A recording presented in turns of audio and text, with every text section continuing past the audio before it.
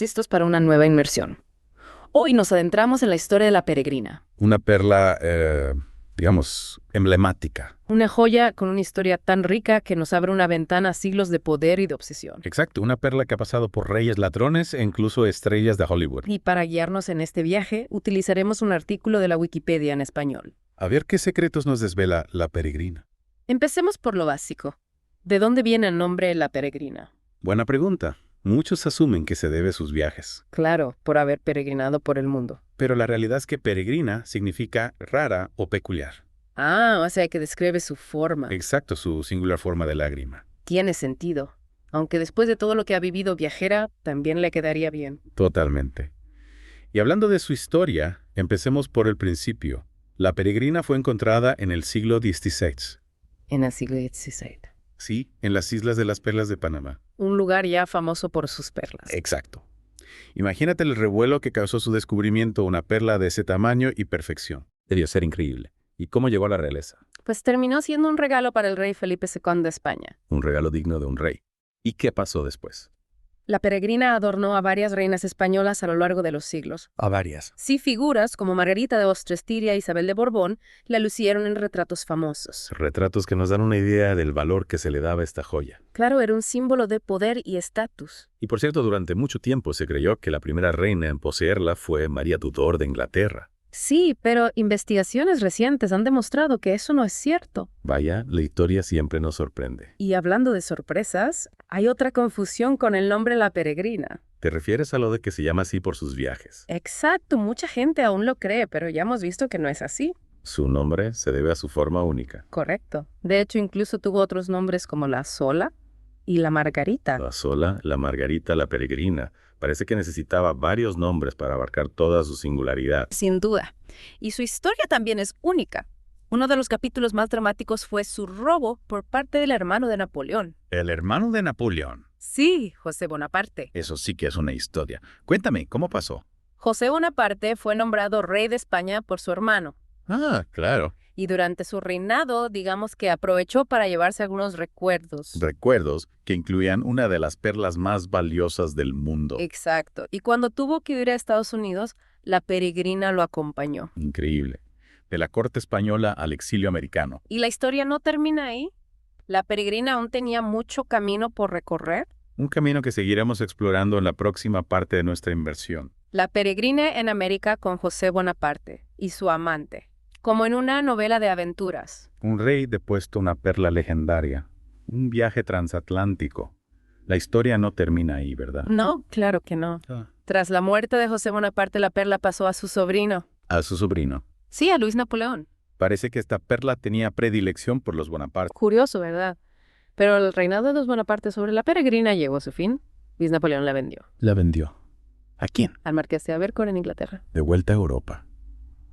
¿Y qué sabemos del marqués de Abercorn? Hay una anécdota curiosa sobre su esposa y la perla.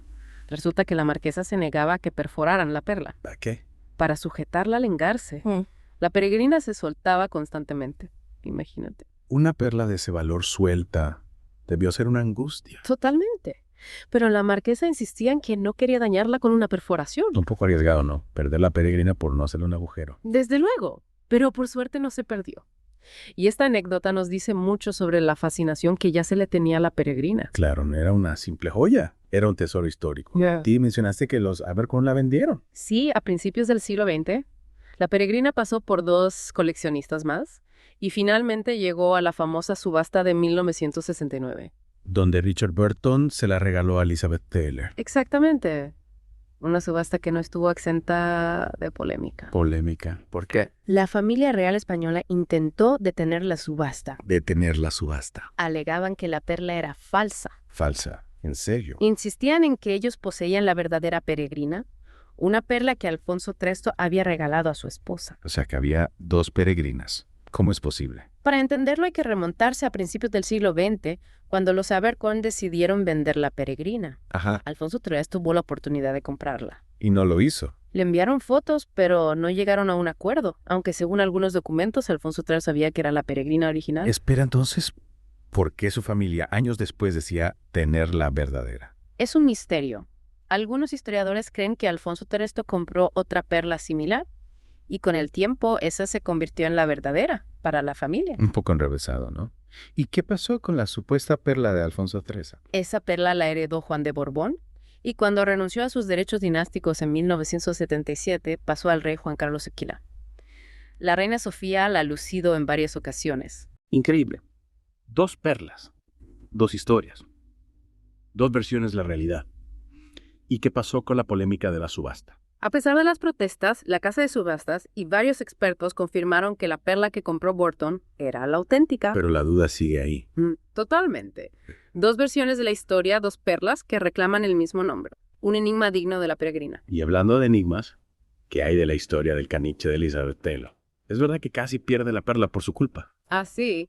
Una historia digna de una película de comedia. Cuéntame cómo fue. Elizabeth Taylor y Richard Burton en su suite en Las Vegas. La perla se suelta del collar y cae al suelo. ¡Qué angustia! Elizabeth empieza a buscarla desesperadamente, pero antes de encontrarla su caniche se adelanta. Se la tragó. No tanto, pero la cogió con la boca. Imagínate la cara de Elizabeth Taylor. Debió ser un shock. Por suerte logró quitársela al perro sin que sufriera daños. Menos mal, aunque me imagino que a partir de ese día no le quitó ojo al perro. Desde luego. Y después de todas estas aventuras, la historia de la peregrina da un giro inesperado en 2011. Un giro. ¿A qué te refieres? La perla regresó a España. ¿En serio? Sí, fue exhibida en Madrid antes de ser subastada junto al resto de la colección de Elizabeth Taylor. Una especie de regreso a casa. Exactamente. Y se vendió por 9 millones de euros. Una cifra que refleja su valor y toda su historia. Sin duda, la peregrina es mucho más que una simple perla. Un testigo de la historia. Un objeto que ha viajado por el tiempo. Y su historia con todos sus misterios nos sigue fascinando. ¿Quién sabe qué otras sorpresas nos deparará la peregrina? Quizás algún día se resuelva el misterio de la otra perla. O aparezcan nuevos documentos con secretos de su pasado. Lo único cierto es que la peregrina seguirá cautivándonos. Y con esta reflexión, creo que podemos dar por concluida nuestra inmersión en la historia de la peregrina. Ha sido un placer compartir este viaje con ustedes. Esperamos que hayan disfrutado de esta fascinante historia. Hasta la próxima y no olviden que el mundo está lleno de misterios por descubrir. Sigan explorando, sigan aprendiendo y sigan fascinándose por la historia. Antes de terminar, me gustaría recordar algunos detalles que quizás pasamos por alto. Si siempre hay algo nuevo que aprender sobre la peregrina. ¿Recuerdas que mencionamos que pesaba 58,1 quilates? Sí, una cifra impresionante para una perla. Y su forma de lágrima la hacía aún más especial. De ahí su nombre peregrina, ¿no? Rara, peculiar. Exacto. No solo era su tamaño, sino también su singularidad. Y pensar que durante siglos adornó a la realeza española. ¿Cuántas historias podría contar si pudiera hablar? Es fascinante. ¿Y qué hay del diamante del estanque? Mencionaste que la peregrina formaba parte de un broche junto a él. Cierto, el estanque era otro tesoro de la corona española. Una joya que acompañaba a la peregrina en algunas ocasiones. Lamentablemente no sabemos mucho sobre su destino. Se perdió su rastro. Sí, a diferencia de la peregrina, su historia se desvanece en el tiempo. Una pena. Sería interesante conocer su paradero. Quizás algún día se descubra y podamos completar el puzzle de estas joyas legendarias. Sería un hallazgo increíble. Y hablando de misterios, ¿recuerdas el debate sobre la autenticidad de la peregrina? Claro, 2 perlas con el mismo nombre, una con Elizabeth Taylor y otra con la familia real española. Un misterio sin resolver. ¿Cuál será la verdadera? Esa es la pregunta que nos deja esta historia. Y quizás nunca tengamos una respuesta definitiva. Pero esa incertidumbre también forma parte del encanto de la peregrina, ¿no crees? Sin duda, la controversia sobre su autenticidad añade un toque de misterio a su historia. Y nos invita a reflexionar sobre el valor que damos a las joyas no solo por su belleza, sino por las historias que encierran. La peregrina es un ejemplo perfecto de cómo una joya puede ser un símbolo, un testigo del pasado. Y con esta reflexión creo que podemos dar por concluida nuestra inmersión en la historia de la peregrina. Ha sido un placer compartir este viaje con ustedes, queridos oyentes. Esperamos que hayan disfrutado de esta fascinante historia. Hasta la próxima. Y no olviden que el mundo está lleno de misterios por descubrir. Sigan explorando, sigan aprendiendo y sigan fascinándose por la historia.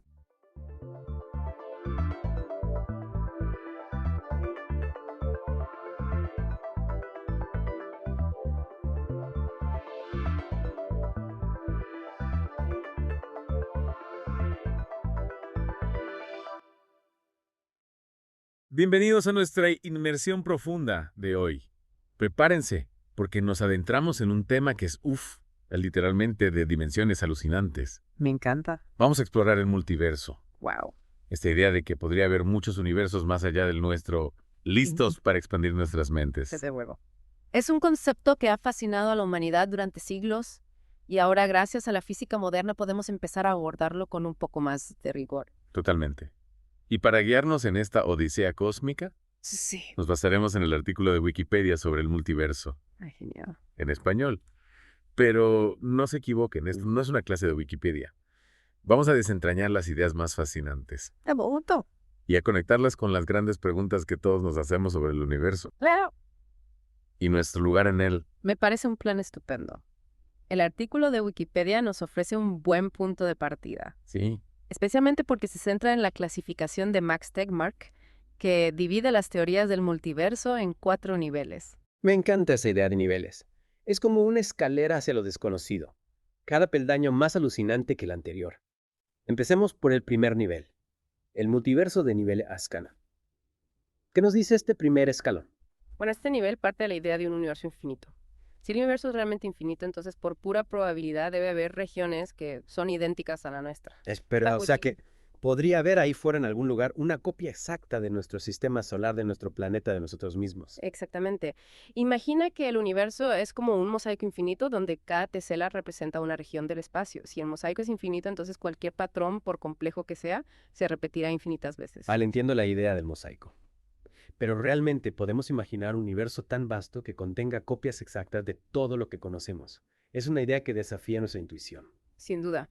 De hecho, el propio Tegmark calculó que una copia exacta de nuestro volumen de Hubble, es decir, la porción del universo que podemos observar, podría existir a una distancia de 10 elevado a 10 elevado a 115 metros. Madre mía, ese número es incomprensible, no es un Googleplex o algo así. Más grande incluso. Un Googleplex es un 1 seguido de un Google de ceros. Este número es un 1 seguido de un número inimaginablemente grande de ceros. De todas formas, más que la cifra en sí, lo importante es la idea que nos transmite. La inmensidad del universo y la posibilidad de que en esa inmensidad se repitan patrones, incluso patrones tan complejos como nuestra propia existencia. Es una idea que da vértigo, pero también abre un abanico de posibilidades increíbles. Si pudiéramos viajar a través de este multiverso mosaico, podríamos encontrarnos con otras tierras, con otras versiones de nosotros mismos, viviendo vidas completamente diferentes. En teoría sí, aunque por supuesto las distancias son tan inimaginablemente vastas que un viaje así es por el momento pura especulación. Además hay que tener en cuenta que aunque las leyes de la física serían las mismas en todas las regiones de este multiverso de nivel, las condiciones iniciales podrían variar dando lugar a una increíble diversidad de mundos. Vale, ya hemos empezado a explorar la inmensidad del multiverso de nivel IO. Pero la clasificación de Tegmark tiene otros 3 niveles, cada uno más extraño que el anterior. Vamos a por el nivel segundo. ¿Qué nos espera en este nuevo escalón? Prepárate para adentrarte en el reino de la inflación eterna. En el multiverso de nivel segundo, no solo tenemos un universo infinito, sino que además este universo está en constante expansión, y algunas regiones de este universo dejan de expandirse y forman universos burbuja. Universos burbuja, como si fueran pompas de jabón cósmicas. La analogía no es mala. Cada burbuja es un universo independiente con sus propias leyes físicas y constantes. Imagínate, universos donde la gravedad es más débil, donde la velocidad de la luz es diferente, incluso universos con más de 3 dimensiones espaciales. Espera un momento. Universos con leyes de la física diferentes a las nuestras. ¿Cómo es posible? Es una de las consecuencias de la inflación eterna. Según esta teoría, el universo primitivo experimentó un periodo de expansión exponencial, y durante este proceso se crearon fluctuaciones cuánticas que dieron lugar a regiones con diferentes propiedades físicas. Entiendo. O sea que cada universo burbuja sería como un experimento cósmico, con sus propias reglas y sus propias posibilidades. La variedad sería infinita. Precisamente, algunos científicos creen que podría haber 10 elevado a 10 elevado a 10 millones de universos burbuja. Es un número que escapa a nuestra comprensión, pero nos da una idea de la inmensidad del multiverso de nivel segundo. Es abrumador pensar en la cantidad de posibilidades que se abren con este concepto de universos burbuja. Pero ¿hay alguna forma de saber si realmente existen? ¿Podemos observarlos de alguna manera? Es una pregunta difícil pero no imposible de responder. Algunos científicos creen que las colisiones entre universos burbuja podrían haber dejado huellas en la radiación de fondo de microondas, el eco del Big Bang. Si pudiéramos detectar estos patrones, tendríamos una evidencia muy fuerte a favor del multiverso de nivel segunda. Sería un descubrimiento histórico, poder observar la huella de otro universo. Es increíble. Bueno, después de este viaje por la inmensidad del multiverso de nivel segundo, me siento un poco mareado, pero con ganas de más. ¿Qué nos depara el nivel segundo? Seguimos subiendo por la escalera de la rareza. Prepárate, porque el nivel 3 nos lleva a terreno de la mecánica cuántica, y aquí es donde las cosas se ponen realmente extrañas. Me encanta. La mecánica cuántica ya es de por sí un campo fascinante, misterioso. ¿Cómo se relaciona con el multiverso? En el nivel 3, el multiverso surge de la interpretación de los muchos mundos de la mecánica cuántica. Según esta interpretación, cada vez que se produce un evento cuántico, todas las posibilidades se realizan en diferentes universos. No estoy seguro de entenderlo. ¿Podrías darme un ejemplo? Claro, imagina que lanzas una moneda al aire. En el mundo macroscópico solo hay dos resultados posibles, cara o cruz. Pero en el mundo cuántico ambos resultados se dan simultáneamente cada uno en un universo diferente. O sea que hay un universo donde la moneda cae de cara y otro donde cae de cruz. Y Yes. cada vez que lanzamos una moneda se crean dos nuevos universos. Exactamente. Y no solo con el lanzamiento de una moneda, sino con cualquier evento cuántico. Cada decisión, cada interacción a nivel subatómico crea una ramificación en la realidad, dando lugar a un nuevo universo. Eso significa que hay un número infinito de universos paralelos coexistiendo con el nuestro. Es una idea alucinante. Lo es sin duda Brian R. Greene, un físico que ha popularizado el concepto de multiverso, llama a este nivel el multiverso cuántico. Y lo más fascinante es que estos universos no están en otro lugar en el espacio, sino que coexisten con el nuestro separados por una especie de barrera cuántica. Es una idea que me cuesta asimilar. Pensar que hay infinitas versiones de mí mismo ahí fuera viviendo todas las posibilidades. Es a la vez emocionante y un poco aterrador. Es una reacción comprensible. El multiverso de nivel 3 desafía nuestra percepción de la realidad y nos lleva a cuestionar la naturaleza misma del yo. Si hay infinitas versiones de nosotros mismos, ¿cuál de ellas somos nosotros realmente? ¿O somos todas ellas a la vez? Uf, esa pregunta me deja la cabeza dando vueltas. Creo que necesito un momento para procesar toda esta información. El multiverso a nivel 3 es sin duda el más extraño y complejo que hemos explorado hasta ahora. Es comprensible, pero aún nos queda un nivel por descubrir, el nivel 4, donde la rareza alcanza su punto máximo. ¿Estás preparado para el último escalón? Por supuesto. Después de lo que hemos visto hasta ahora, no puedo esperar a ver qué nos depara el multiverso de nivel 4. Prepárate, porque en el nivel 4 las matemáticas se convierten en realidad. Tegmark propone que todas las estructuras matemáticas posibles existen físicamente. Espera, estructuras matemáticas. ¿Cómo puede una ecuación convertirse en un universo? Es una idea compleja, pero básicamente Tegmark argumenta que si las matemáticas son el lenguaje del universo, entonces cualquier estructura matemática concebible debe tener una representación física en algún lugar. Entonces, ¿podría haber universos donde las leyes de la física sean completamente diferentes? ¿Universos donde 2 + 2 = 5 o donde el tiempo fluya hacia atrás? Exactamente. El multiverso de nivel 4 abarca todas las posibilidades, incluso aquellas que desafían nuestra lógica y comprensión. Es el multiverso definitivo, como lo llama Tegmark. Brian R. Greene lo describe como el multiverso matemático o el multiverso final. Es una idea que roza la filosofía, ¿verdad? Se acerca a la teoría platónica, de que las ideas tienen una existencia independiente. Totalmente. El multiverso de nivel 4 nos lleva a cuestionar la naturaleza misma de la realidad y de nuestra propia existencia. Si el universo es en esencia matemática, entonces, ¿qué somos nosotros? ¿Somos también ecuaciones? ¿O somos algo más? Creo que necesito otro momento para procesar todo esto. El multiverso de nivel 4 es sin duda el más abstracto y el que más desafía nuestra comprensión. Es comprensible, pero creo que es importante recordar que todas estas teorías del multiverso son especulativas. No tenemos pruebas concluyentes de que ninguna de ellas sea cierta. Es cierto, pero aunque sean especulaciones, son especulaciones muy estimulantes. El multiverso nos abre la mente a nuevas posibilidades y nos invita a reflexionar sobre las grandes preguntas de la existencia. Estoy totalmente de acuerdo. Aunque nunca podemos demostrar la existencia del multiverso, el simple hecho de contemplarlo nos ayuda a comprender mejor nuestro propio universo y nuestro lugar en él. Bueno, creo que hemos cubierto bastante terreno en esta primera parte de nuestra inmersión profunda en el multiverso. Hemos explorado los 4 niveles de la clasificación de Tegmark, desde el multiverso mosaico hasta el multiverso matemático. Ha sido un viaje fascinante. Y en la próxima parte nos adentraremos en las implicaciones filosóficas del multiverso. ¿Qué significa para nuestra comprensión de la realidad del libre albedrío de la propia existencia? Suena apasionante. Estoy deseando que llegue la segunda parte. Hasta entonces, queridos exploradores del multiverso, mantengan sus mentes abiertas a las infinitas posibilidades. ¡Qué aventura! Bienvenidos de nuevo a nuestra inmersión profunda en el multiverso. Espero que hayan tenido tiempo de digerir las ideas que exploramos en la primera parte, porque ahora nos adentramos en un terreno aún más fascinante. La verdad es que sí he estado reflexionando sobre todo lo que hablamos. Es increíble pensar que podríamos ser solo una pequeña parte de una realidad mucho más vasta e inimaginable. Me ha quedado dando vueltas una pregunta en la cabeza desde nuestra última conversación. Adelante, ¿qué te inquieta? Hablamos de esos universos burbuja, con leyes físicas diferentes. ¿Sí? ¿Hasta qué punto podrían ser diferentes? ¿Podríamos imaginar un universo donde la gravedad funcione al revés o donde el tiempo fluya hacia atrás? ¿Cómo serían esos universos? Esta es una pregunta fantástica y la verdad es que la respuesta es que no lo sabemos con certeza. Las leyes de la física que conocemos son solo un conjunto de reglas que describen cómo funciona nuestro universo particular, pero no hay ninguna razón fundamental para pensar que estas reglas sean universales. Entiendo. En otros universos burbuja, las fuerzas fundamentales podrían interactuar de maneras completamente diferentes, dando lugar a fenómenos que nos resultarían incomprensibles. Es una idea que me deja aturdido. ¿Podríamos encontrarnos con universos donde las estrellas estén hechas de antimateria o donde la vida se base en el silicio en lugar del carbono? Es posible. Las posibilidades son infinitas. Algunos científicos incluso especulan con la existencia de universos con más de 3 dimensiones espaciales. Intenta imaginar cómo sería un mundo así. Es un ejercicio mental que desafía nuestra intuición. Me explota la cabeza solo de pensarlo. Hablando de ideas que desafían la intuición, me gustaría volver al multiverso nivel 3, del de la mecánica cuántica. Dijiste que cada decisión crea una ramificación en la realidad dando lugar a un nuevo universo.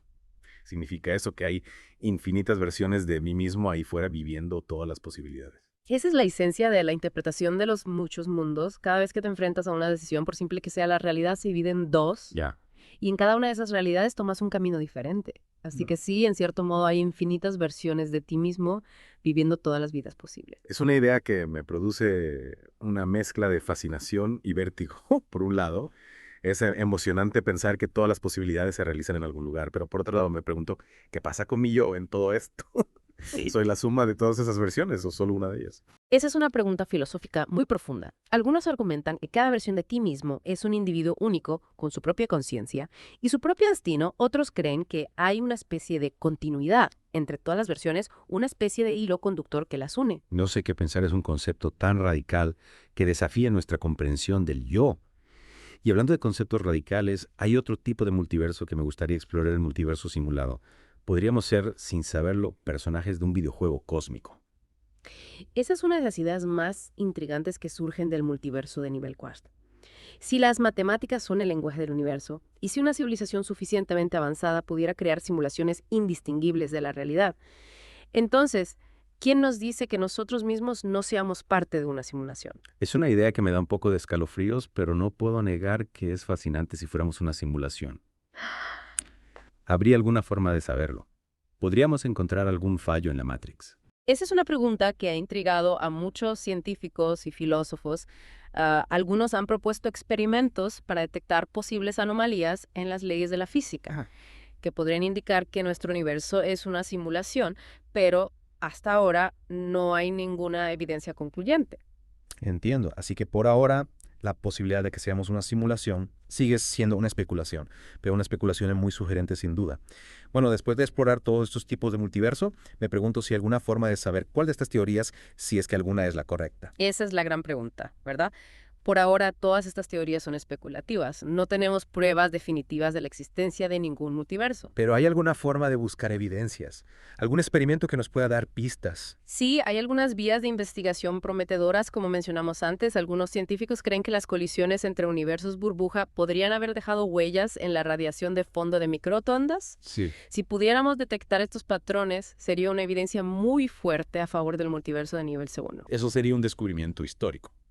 ¿Y qué hay del multiverso de nivel 3, el de la mecánica cuántica? ¿Hay alguna forma de comprobar si realmente existen esos universos paralelos? Es más complicado porque esos universos, según la teoría, estarían separados de nosotros por una barrera cuántica. Claro. Pero algunos experimentos de física cuántica, como los relacionados con el entrelazamiento cuántico, podrían proporcionar indicios de la existencia de esos mundos paralelos. Entiendo, entonces, por ahora la existencia del multiverso sigue siendo un misterio. Sí, pero es un misterio fascinante que nos impulsa a seguir investigando y cuestionando los límites de nuestro conocimiento. Totalmente. Y quién sabe, quizás algún día la ciencia nos dé la respuesta. Mientras tanto, podemos seguir explorando estas ideas con la mente, imaginando las infinitas posibilidades que nos ofrece el multiverso.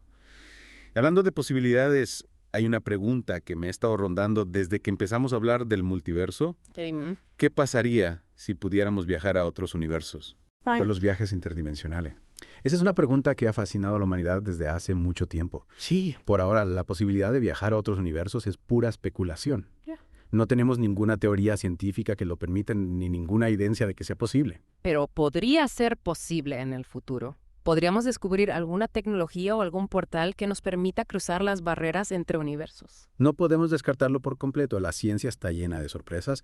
Lo que hoy parece imposible mañana podría ser una realidad. Es verdad. Pero incluso si algún día fuera posible viajar a otros universos, habría que tener en cuenta los riesgos. ¿A qué te refieres? No sabemos qué peligros podrían acechar en esos otros universos. Podríamos encontrarnos con leyes físicas hostiles, con formas de vida peligrosas o con realidades que desafíen nuestra propia cordura. Explorar el multiverso sería una aventura épica, sin duda, pero también una empresa llena de riesgos. Cierto, supongo que es mejor ser prudentes y esperar a que la ciencia avance un poco más antes de lanzarnos a la aventura interdimensional. De acuerdo, pero mientras tanto podemos seguir soñando con la posibilidad de explorar el multiverso, de descubrir nuevos mundos, de encontrarnos con otras versiones de nosotros mismos. Las posibilidades son infinitas, y eso es lo que hace que el multiverso sea un tema tan fascinante. Totalmente de acuerdo. Y quién sabe, quizás algún día la ciencia ficción se convierta en realidad. Nunca se sabe, la realidad a menudo supera la ficción. Bueno, creo que hemos cubierto bastante terreno en esta segunda parte de nuestra inmersión profunda en el multiverso. Hemos explorado las posibilidades de otros universos con leyes físicas diferentes. Hemos debatido sobre la naturaleza del yo en un multiverso con infinitas versiones de nosotros mismos y hemos soñado con la posibilidad de viajar a otras realidades. Ha sido una conversación muy estimulante. En la próxima y última parte nos adentraremos en las implicaciones filosóficas del multiverso, qué significa para nuestra comprensión de la realidad del libre albedrío, del propósito de la vida. Suena apasionante. Estoy deseando que llegue la tercera parte. Hasta entonces, queridos exploradores del multiverso, sigan cuestionándose todo y mantengan sus mentes abiertas a las infinitas posibilidades. De vuelta a nuestra inmersión profunda en el multiverso, hemos explorado las diferentes teorías, las posibles evidencias, los riesgos y las posibilidades, pero ahora en esta última parte Sí. nos adentramos en un territorio aún más profundo, las implicaciones filosóficas del multiverso. Exacto, el multiverso no solo nos hace replantearnos la física y la cosmología, Claro. sino también nuestra propia visión de la realidad Ajá. y de la existencia. Si existen infinitas versiones de nosotros mismos en otros universos, ¿qué significa eso para nuestra comprensión del yo? ¿Cuál de esas versiones es la real? ¿Somos todas igualmente válidas? Es una pregunta que me da vértigo. Si hay infinitos yos ahí fuera, pierde sentido hablar de un yo único. Se diluye nuestra individualidad en la inmensidad del multiverso. Es un dilema fascinante. Algunos filósofos argumentan que en un multiverso, Sí. cada copia de nosotros mismos sería un individuo único. Con su propia conciencia y su propio camino. Aunque compartan nuestro ADN y nuestros recuerdos hasta cierto punto, sus experiencias divergirían a partir del momento en que se crean las ramificaciones. Entonces, en cierto modo, todos seríamos únicos e irrepetibles. Incluso si hay infinitas versiones de nosotros mismos, cada yo sería como una rama de un árbol infinito, Exactamente. con su propia trayectoria y su propio destino. Exactamente. Y esto nos lleva a otra pregunta fundamental. ¿Qué pasa con el libre albedrío en un multiverso? Si todas las posibilidades se realizan en algún lugar, ¿significa eso que nuestras decisiones no importan? Estamos predestinados a seguir un camino que ya está escrito en la trama del multiverso. Esa idea me inquieta un poco. Si todo está ya decidido, ¿qué sentido tiene eso, esforzarse a luchar por nuestros sueños, tomar decisiones difíciles? Es una preocupación comprensible, pero hay quien argumenta que el multiverso no elimina el libre albedrío, Ajá. sino que lo multiplica si cada decisión crea una nueva ramificación en la realidad. Entonces, nuestras elecciones siguen siendo importantes porque determinan qué camino tomamos en el laberinto del multiverso. O sea que en lugar de un destino único tendríamos infinitos destinos posibles, Sí. cada uno creado por nuestras propias decisiones. O sea, es una idea liberadora, ¿no? Aunque también un poco abrumadora. Sin duda. Y esto nos lleva a otra gran pregunta filosófica. ¿Cuál es el propósito de la existencia en un multiverso? Si hay infinitos universos con infinitas posibilidades, ¿tiene sentido buscar un significado último para nuestra propia existencia? Esa pregunta me ha rondado la cabeza desde que empezamos a hablar del multiverso. Si nuestro universo es solo uno entre infinitos, pierde valor nuestra vida. Se vuelve insignificante nuestra búsqueda de sentido. No necesariamente. Algunos creen que la existencia de infinitos universos no invalida la búsqueda de sentido, sino que la enriquece si cada universo es único con sus propias leyes y sus propias historias. Entonces, cada vida tiene un valor incalculable, una singularidad que no se repite en ningún otro lugar del multiverso. Es una forma de verlo. Quizás propósito no es algo que se encuentra, sino algo que se crea. Cada decisión, cada acción, cada pequeño gesto contribuye a dar forma a nuestro propio universo, a nuestra propia historia. Exactamente. Y en un multiverso con infinitas posibilidades, la responsabilidad de crear nuestro propio sentido se vuelve aún más importante. No somos simples espectadores de una obra cósmica, sino co-creadores de nuestra propia realidad. Es una idea poderosa. El multiverso nos desafía a replantearnos las grandes preguntas sobre la vida del universo y todo lo demás nos obliga a confrontar nuestra propia finitud en la inmensidad del cosmos. Pero también nos invita a abrazar la libertad y la responsabilidad de crear nuestro propio significado. Totalmente de acuerdo. Y aunque las teorías del multiverso son todavía especulativas, no podemos negar su impacto en nuestra forma de pensar y de comprender el mundo. El multiverso nos abre la mente a nuevas posibilidades, nos invita a cuestionar nuestras certezas y a abrazar la maravilla y el misterio del cosmos. Ha sido un viaje increíble. Hemos explorado la inmensidad del multiverso desde los universos paralelos hasta las simulaciones cósmicas y hemos reflexionado sobre las profundas implicaciones filosóficas de estas ideas. ¿Qué te parece si terminamos nuestra inmersión profunda con una pregunta para nuestros oyentes? Me parece una excelente idea. Si pudieras viajar a un universo paralelo, ¿qué te gustaría encontrar diferente? ¿Y qué te gustaría que se mantuviera igual? Déjenos sus respuestas en los comentarios. Y hasta la próxima, exploradores del multiverso, sigan cuestionándose todo y mantengan sus mentes abiertas a las infinitas posibilidades.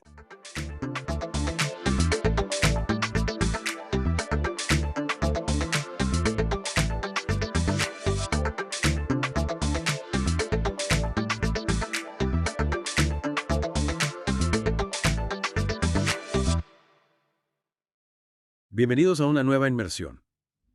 Hoy nos adentramos en la vida de una figura legendaria, Amelia Earhart. Uf, una pionera, ¿verdad? Totalmente. Amelia Earhart, una auténtica leyenda de la aviación. Rompió barreras, desafió convenciones y su historia sigue inspirando hoy en día. Sin duda. Un personaje fascinante. Usando la página de Wikipedia como guía, vamos a desentrañar su increíble trayectoria. Me parece perfecto. Desde su infancia aventurera hasta sus vuelos récord. Vamos allá. ¿Listos para descubrir qué la convirtió en un icono? Desde luego. Empecemos por su infancia. Vale. Amelia nació en Atchison, Kansas, y ya desde pequeña apuntaba maneras. Sí. Se subía a los árboles, se deslizaba en trineo cuesta abajo. Ajá. Incluso disparaba a ratas con un rifle de aire comprimido. Vaya. Actividades que en aquella época se consideraban más propias de chicos. Claro, muestra ese carácter independiente desde el principio. Desafiando las expectativas desde el principio. Y rompiendo con los roles de género tradicionales. Totalmente. Y esa independencia se vio reforzada por las dificultades familiares. Sí, ahí. Su padre, un abogado de empresas ferroviarias, luchaba contra el alcoholismo y la inestabilidad laboral. La familia se vio obligada a mudarse en varias ocasiones. Ya veo, duras circunstancias. Sin duda, estas circunstancias marcaron su personalidad. Claro, obligada a madurar rápido, forjar un carácter fuerte, autosuficiente. Características que le serían muy útiles en su carrera como aviadora. Por supuesto. Totalmente. Y a pesar de su espíritu aventurero al parecer al principio, los aviones no le llamaban la atención. ¿En serio? De hecho, la primera vez que vio uno con 10 años en una feria estatal, lo describió como una cosa hecha de cables oxidados y madera, nada interesante. Increíble. ¿Quién diría que años más tarde se convertiría en una leyenda de la aviación? Es curioso cómo la vida da giros inesperados, ¿verdad? Totalmente. Y ese giro llegó unos años más tarde, Sí. cuando asistió a un espectáculo aéreo en Long Beach, California. Tras un vuelo de 10 minutos sobre Los Ángeles dijo, «Tan pronto como despegamos, supe que tendría que volar de ahora en adelante». ¡Qué momento tan crucial! Un antes y un después en su vida. A partir de ahí su camino estaba trazado. Imagínate la sensación, la libertad, ver el mundo desde otra perspectiva. Totalmente. Una epifanía. Y así comenzó su camino para convertirse en Amelia la aviadora. Me encanta. Empezó a tomar clases de vuelo con Netta Snook, Ajá. otra pionera de la aviación. Y poco después, en 1921, compró su primer avión. ¿Ah, sí? Un biplano Kinner A1, al que llamó El Canario. ¡Qué bueno! Un hombre que le venía como anillo al dedo, ¿Verdad? reflejando su espíritu audaz, su pasión por volar. Y en esos primeros años de la aviación, volar era bastante arriesgado. Claro. Los aviones eran mucho menos seguros y fiables que los de hoy en día. Imagínate la valentía que se necesitaba para subirse a uno de esos aparatos. Sin duda. Y no solo eso, su instructora, Netta Snook, al principio dudaba de sus habilidades como piloto. En serio. Menuda prueba de fuego. Es admirable cómo, a pesar de las dudas, de los obstáculos, perseveró. Su determinación. Su talento innato para volar. Pronto silenciaría a los escépticos. Seguro. De hecho, tan solo un año después, ya estaba batiendo récords. Increíble. En 1922, con tan solo 25 años, Amelia Earhart ya estaba haciendo historia. Su primer gran logro. Alcanzar una altitud de 4,67 metros. Estableciendo un nuevo récord de altitud para mujeres, Un hito increíble. que la catapultó al mundo de la aviación. Y la consolidó como una figura a seguir. Este fue solo el comienzo de una carrera llena de éxitos y aventuras. Eso es lo que sé. Y hablando de aventuras, su salto a la fama mundial llegó en 1928. Ajá. Amelia recibió una llamada que le cambiaría la vida. Ah, sí. La invitación para ser la primera mujer en cruzar el Atlántico en avión, Una oportunidad increíble. aunque con un matiz importante. En realidad, la idea inicial era que fuera como pasajera, no como piloto. Ya. Debía acompañar al piloto Wilmer Toots. Y al mecánico Louis Gordon en un Focke-Wulf Saja, bautizado como Friendship. Interesante. El trabajo duro lo harían los hombres, pero el reconocimiento se lo llevaría una mujer, Una muestra más de cómo las cosas funcionaban en esa época, reflejando las desigualdades de género. que aún prevalecían. Volviendo al vuelo. Sí. El Friendship despegó el 17 de junio de 1928 desde Terranova. Tras un viaje lleno de desafíos, aterrizó en Berryport, Gales. Y a partir de ese momento, Amelia Earhart se convirtió en una celebridad mundial La prensa la bautizó como Lady Lindy, en comparación con Charles Lindbergh. quien había realizado la primera travesía transatlántica en solitario 2 años antes. Claro. Lo curioso es cómo la figura de Amelia fue utilizada para popularizar la aviación, pero al mismo tiempo se minimizaba la labor de los pilotos hombres. Que la acompañaban. Un ejemplo claro de cómo la imagen, la narrativa mediática puede influir en la percepción pública. Quien supo capitalizar esa fama fue George Putnam, Ajá. un publicista que había ayudado a organizar la travesía del Atlántico. Ya. Putnam se convirtió en el representante de Amelia. La ayudó a publicar su libro, 20 horas, 40 minutos. Sobre la experiencia. Y finalmente se casaron en 1931. Ajá. ¿Dirías que Putnam fue clave en la construcción de su imagen pública? Absolutamente. Putnam jugó un papel crucial en convertir a Amelia Earhart en una estrella mediática. Gestionaba sus apariciones públicas, sus contratos editoriales, sus patrocinios. Ya veo. Pero Amelia no se conformó con ser un rostro famoso. No. Ella quería seguir volando, seguir rompiendo barreras y sobre todo quería inspirar a otras mujeres a perseguir sus sueños. Y vaya si la hizo. En 1929 organizó una carrera aérea para mujeres llamada The Powder Puff Derby y fundó la organización The 99s, ¿A las 99? que reunía a las 99 mujeres piloto que existían en Estados Unidos en ese momento. Increíble. ¿Podrías contarnos un poco más sobre The 99s y su impacto? Claro, esta organización que aún existe hoy en día fue fundamental para el avance de las mujeres en la aviación.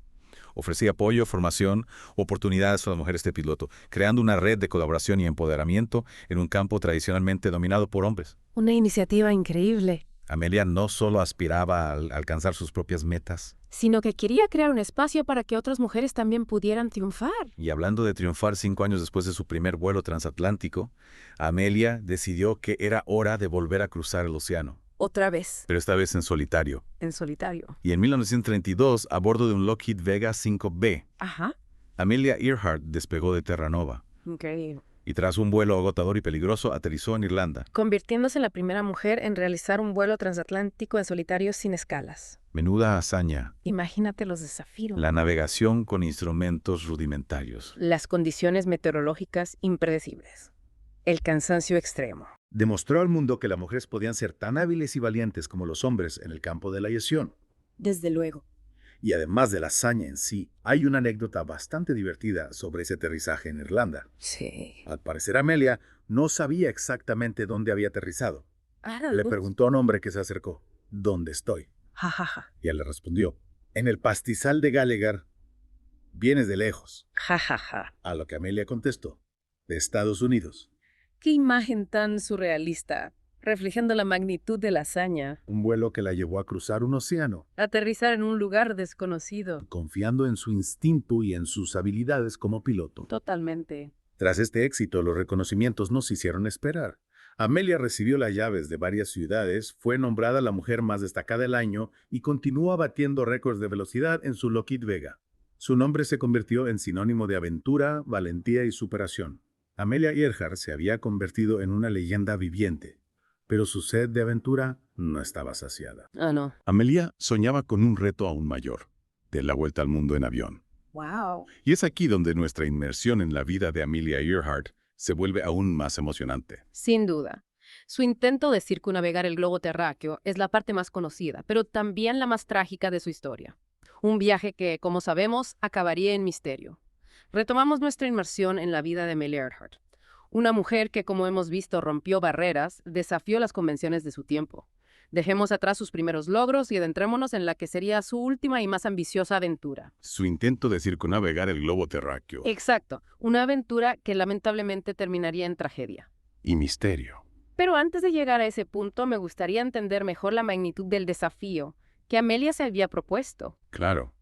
En aquella época, dar la vuelta al mundo en avión era una hazaña extremadamente compleja y arriesgada. Sin duda. Los aviones no contaban con la tecnología ni la autonomía de los actuales. La navegación era mucho más rudimentaria. Y las comunicaciones por radio a menudo impredecibles. Para que nos hagamos una idea, ¿qué tipo de avión eligió Amelia para este viaje? Amelia eligió un Lockheed Electra 10E, un avión bimotor de última generación para la época. Contaba con un alcance de más de 4.000 kilómetros, lo que le permitía realizar vuelos transoceánicos. Además, disponía de un equipo de radio. De largo alcance. Y un sistema de navegación relativamente avanzado. ¿Para la época? Claro. Y por supuesto, para un viaje tan complejo necesita un copiloto experimentado. Por supuesto. ¿Quién la acompañó en esta aventura? Amelia eligió a Fred Noonan, un navegante experimentado, que había trabajado para Pan Am en las rutas transpacíficas.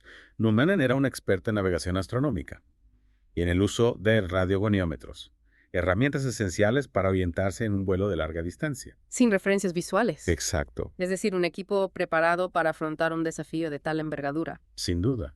¿Y cómo fue la planificación de la ruta? La planificación fue meticulosa. Ajá. Amelia y Noonan trazaron una ruta que abarcaba más de 46.000 kilómetros. Wow. Con escalas en diferentes puntos del globo. América del Suráfrica, Asia, Australia. Y finalmente, la isla Howland. En el Pacífico. Cada escala tenía un propósito específico. Repostar combustible, realizar tareas de mantenimiento, descansar o simplemente cumplir con los requisitos de inmigración. De cada país. Claro. Menuda logística. Y según tengo entendido, el viaje no comenzó exactamente como estaba previsto. Cierto. Inicialmente el plan era volar hacia el oeste, desde Oakland, California, hasta Hawái. Sin embargo, durante el despegue, el Electra sufrió un accidente. ¿Un accidente? Al salirse de la pista. Afortunadamente, Amelia y Noonan salieron ilesos. Menos mal. Pero el avión sufrió daños que obligaron a retrasar el viaje. Un contratiempo que podría haber desanimado a cualquiera. Ya te digo. ¿Cómo reaccionó Amelia ante este revés? Amelia no se dejó vencer por el desaliento. Tras reparar el avión, decidió cambiar el sentido del viaje y partir hacia el este. El 21 de mayo de 1937, Amelia y Noonan despegaron desde Miami, Florida, e iniciaron su periplo alrededor del mundo. Es admirable su determinación, no darse por vencida ante las dificultades. Desde luego, ¿podrías describirnos algunos de los momentos más destacados de la primera parte del viaje? Por supuesto. Tras partir de Miami, Amelia y Noonan realizaron escalas en San Juan de Puerto Rico, Caripito, en Venezuela, Fortaleza y Natal, en Brasil, Dakar, en Senegal, San Luis, la colonia francesa de Senegal, Gambia.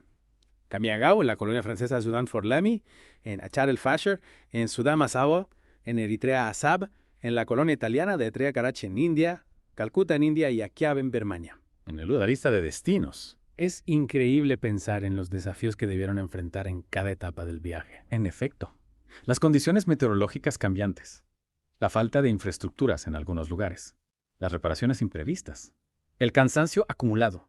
Cada escala era una prueba de resistencia Física. mental. Y a pesar de todas estas dificultades, Amelia seguía adelante, impulsada por su sueño de dar la vuelta al mundo. Exactamente.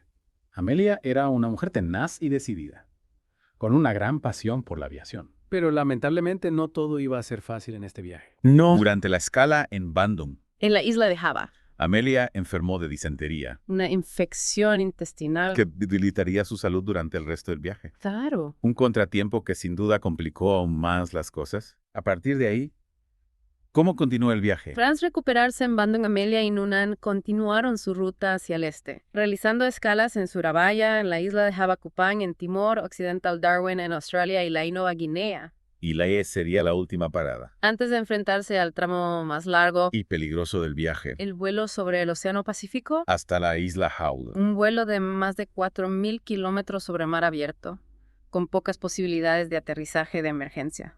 en caso de problemas. Un reto mayúsculo, incluso para pilotos experimentados como Amelia. Y Noonan. Claro, Y aquí es donde la historia da un giro trágico. lamentablemente sí.